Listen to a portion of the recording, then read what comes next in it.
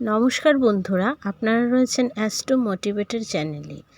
আজকে আমাদের যে বিষয় নিয়ে আমরা ভিডিওটি তৈরি করেছি সেই বিষয়টি হলো যে আমাদের যে প্রত্যেকের জন্মকুণ্ডলী রয়েছে বা জন্মছক রয়েছে, সেই জন্মছকের কোন ঘরটি থেকে আমরা কি দেখব, কি অর্থাৎ কি বিচার করব। জ্যোতিষের কাছে গেলে জ্যোতিষরা যে আমাদেরকে বলে দেয় যে আপনার জীবনে এটা হতে পারে, ওটা হতে পারে, কি হবে সেটি আমরা নিজেরাই ঘরে নিজের জন্মকুণ্ডলী থাকলে দেখতে পারি। সেটা কিভাবে দেখতে পারি, কোন ঘর থেকে আমরা কি দেখব, তা নিয়েই আজকের এই আলোচনা। আমাদের জন্মকুণ্ডলীতে 12টি ভাব রয়েছে। প্রত্যেকের জন্মকুণ্ডলীতে 12টি রাশি রয়েছে, অর্থাৎ 12টি ভাব রয়েছে। প্রথম, দ্বিতীয়, তৃতীয়, চতুর্থ, পঞ্চম, ষষ্ঠ, সপ্তম, অষ্টম এবং নবম, দশম, একাদশ, দ্বাদশ, এরকম করে 12টা ভাব রয়েছে। সেই 12টি ভাবে কোন ভাব থেকে আমরা কি দেখতে পারি বা কি ভবিষ্যতে কি হবে না হবে সেটা দেখতে পাই, সেই নিয়েই আজকের এই আলোচনা। চলুন তাহলে ভিডিওটি শুরু করা যাক। এখানে আমি একটি উদাহরণের মাধ্যমে আপনাদেরকে বোঝানোর চেষ্টা করছি। কালপুরুষের প্রথম যে রাশিটি রয়েছে সেটি হচ্ছে মেষ রাশি। আমি মেষ রাশি থেকে শুরু করছি।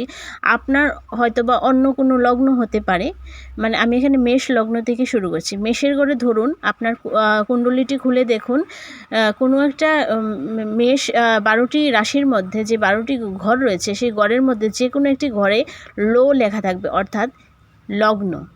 অর্থাৎ লগ্ন, সেই লেখা থাকবে। আমি এখানে উদাহরণ দিয়ে বোঝানোর জন্য আপনাদের সুবিধার্থে আমি এখানে মেষ লগ্ন ধরছি।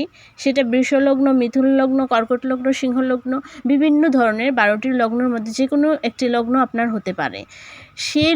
সেই যেই ঘরটিতে লেখা, ধরুন এখানে মেষের ঘরে লেখা। এবার মেষের ঘর থেকে অ্যান্টি ক্লকওয়াইজ, ঘড়ির কাঁটার বিপরীত দিকে, অর্থাৎ অ্যান্টি ক্লকওয়াইজ আপনারা কে এক ধরে, অর্থাৎ লগ্নকে এক ধরে, লগ্ন ভাব অর্থাৎ প্রথম ভাব অর্থাৎ এক নম্বর ঘর ধরে দ্বিতীয় ঘরটি হবে, এখানে মেষের ঘরকে যদি আমি ধরি অর্থাৎ লগ্ন ধরি, তাহলে দ্বিতীয় ঘরটি হবে বৃষর ঘর, অর্থাৎ দ্বিতীয় ভাবটি এখানে বৃষ রাশির ঘরে পড়ছে, অর্থাৎ দ্বিতীয় ঘরটি হচ্ছে সেকেন্ড হাউসটি হচ্ছে বৃষর ঘর, থার্ড হাউস হচ্ছে মিথুন রাশি, ফোর্থ কর্কট রাশি, ফিফথ হাউসটি হচ্ছে সিংহ রাশি।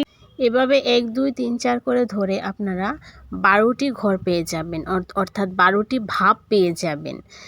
আপনার জন্মছকে আপনি জন্মছকটি খুলে দেখুন, আপনার জন্মছকে এরকম রয়েছে। এবার কে এক ধরে, অর্থাৎ লগ্নকে এক ধরে অ্যান্টি ক্লকওয়াইজ আপনি যেতে থাকুন। তারপর আপনার 12 নম্বর যে ঘরটি সেটি হবে আপনার দ্বাদশ ভাব। এইভাবে আপনারা প্রথম ভাব থেকে দ্বাদশ ভাব পর্যন্ত যেতে থাকুন।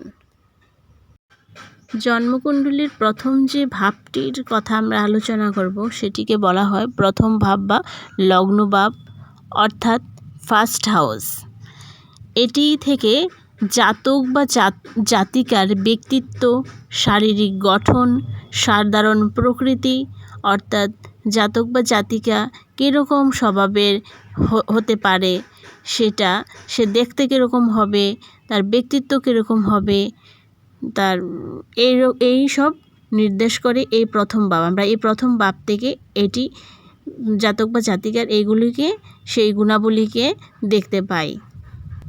এবার আসছি দ্বিতীয় ভাবে।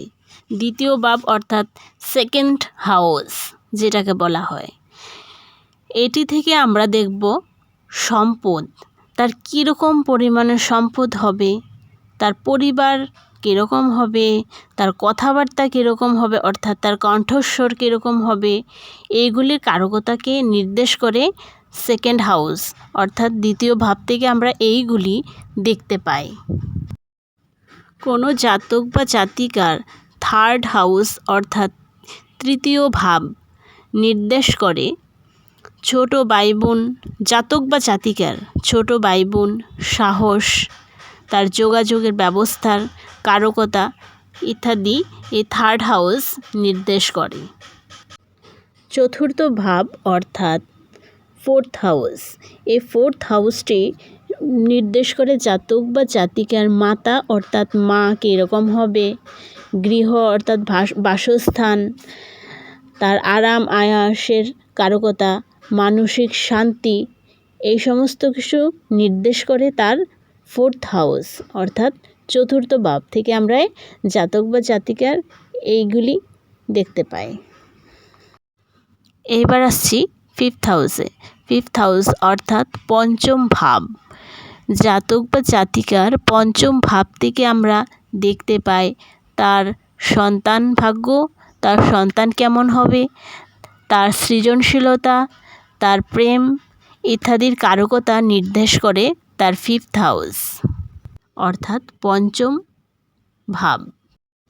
লগ্নের ষষ্ঠ ভাব অর্থাৎ সিক্সথ হাউস।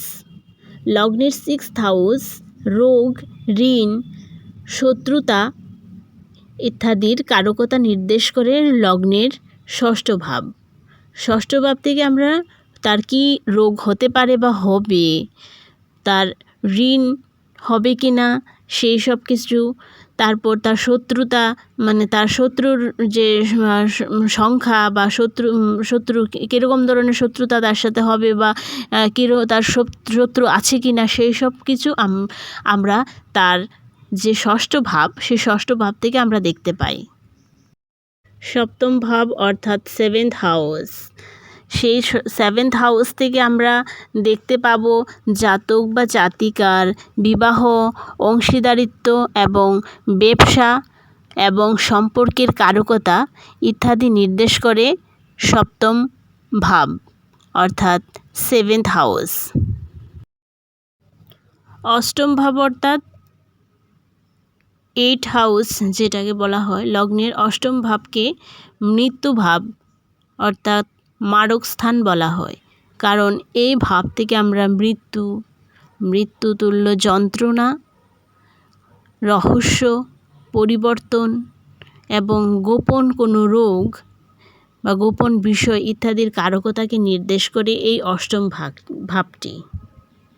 লগ্নের নবম ভাব অর্থাৎ নাইন্থ হাউস থেকে আমরা ধর্ম, উচ্চশিক্ষা এবং ভাগ্যের কারকতাকে দেখতে পাই, সেইগুলিকে নির্দেশ করে নবম ভাব অর্থাৎ নাইন্থ হাউস।